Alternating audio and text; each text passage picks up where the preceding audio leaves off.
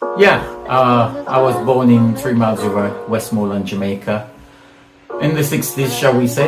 And big family. We grew up, and a lot of Indian people were living in the village, and we kind of lost our culture a bit because people were mainly speaking English, and you had different languages from different people and Muslims and whatever. So we went to church as well, and then at 7 years old, when I was at Unity Primary School, my dad passed away. But luckily I had older brothers, mainly Lincoln, who did a wonderful job like dad.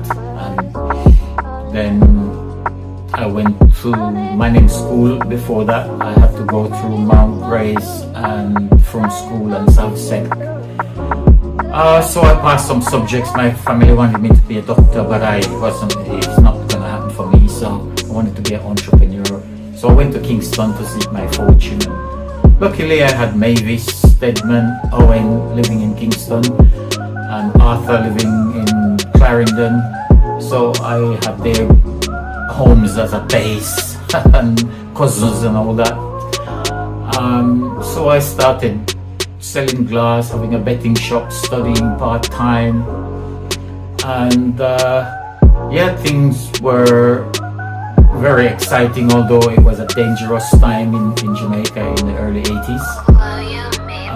So I ended up coming to England and starting a new life, and having a son called Peter, a daughter called Romy, and later on another son called Ruben, RBN.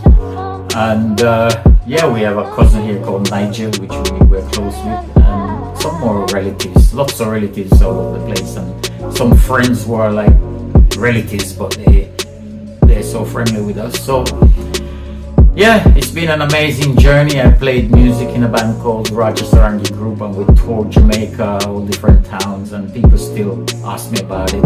As a matter of fact, we did a little gig some years ago in London, and we put some of the stuff on YouTube, and it was listed in the archive of the World Heritage Music by Google. So there we go.